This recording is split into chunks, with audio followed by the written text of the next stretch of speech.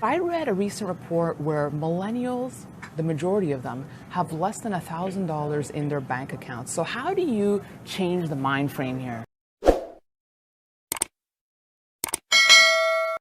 Well, let's talk about the problem first. We've got a whole new generation of people graduating from colleges in all kinds of different degrees, or even just high school, not understanding how they're going to set up their financial future for retirement. Because if you think about what you have to do in your early 20s, you've got to put aside 10% of your salary, minimum, every week, and invest it in the market over the long run. Let's say it makes 6 or 7%. So if you start now and you're in your early 20s with your first job, by the time you're 65, and the average salary in America is about $52,000. So if you keep 10% of that and you invest it every month, you'll have about $1.2 million when you retire, which is enough to live off in America.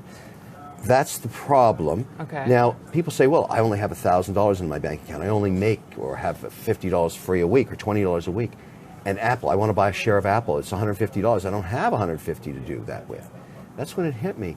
Why not provide fractional share ownership? In other words, Beanstalks is an app. You download it on your phone. Everybody's familiar with their phones, either Android or Apple. And you can put $5 in, $20, $10, whatever you've got, and buy fractional shares of your favorite stocks. And why that's important is you start to learn about investing. Now, it has 1,000 different stocks on it. It's got 200 or 100 different ETFs. You can build an international portfolio. You can actually start to understand how to invest. And, you know, we just brought it out a few weeks ago. There's over 5,000 people have started to work with it. And I talk to them about it. They say the most fascinating thing is I buy a stock, or I buy a basket of stocks, or I buy an ETF. I can't stop looking at my portfolio all day long, watching it go up and down. And that's the whole point of it. Because they're so used to using their phone, it becomes the new interactive. And is it a younger audience? Are you seeing who's downloading it? So the demographic's really interesting. What really blew me away is women are far more hip to this problem than men. So we've got a lot of women in their early 20s saying, yeah, I care about investing, and I'm going to start putting aside money from my paycheck. That's number one. Number two is I'm amazed about how interested people are in buying stocks of companies they know and trust. The idea of brand. So Apple's huge, Google's huge, right. Amazon's huge.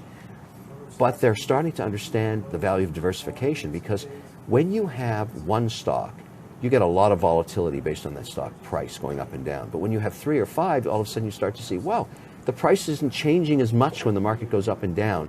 And the concept of diversification and investing starts to permeate the thinking. What I'm learning is our demographics sort of 21 to 38 right now, more than half women, which blows me away. I'm so proud of that, because they actually are smarter about investing than men, who aren't thinking about their futures. But the key is, once you start, it's really hard to stop, because you're saying, gee, this is working for me. I'm actually investing. I can see it work. Beanstalks, I think, is going to continue to be a very interesting platform for me to promote, because I want people to have financial literacy. You know, it's amazing. A lot of my friends are millennials, and they've never cared about investing, but all of a sudden they are crazy about it with Bitcoin, with the cryptocurrencies. Right. Hasn't that changed the landscape Bitcoin here? to me is not a currency, it's an asset. People debate it all the time, right. And I don't know if Bitcoin's the one that survives or some of the other ones happen. The point is, that is interesting, the fact that they would understand I can buy an asset, I can watch its value change, and I can somehow take value and park it in some place where I don't spend it, where I invest it for the future. Because the great thing about, you know, I'm not sure Bitcoins is a great long-term investment, because I don't know what's going to happen to it, but I do know a company that makes free cash flow that pays you a dividend every quarter. To me, that is a good idea. I know you love your dividends. I love my dividends, because my mother used to say to me, never spend the principal, only the interest. So I can invest in an Apple or Microsoft and get paid every 3 months, and I can buy a pair of shoes with that.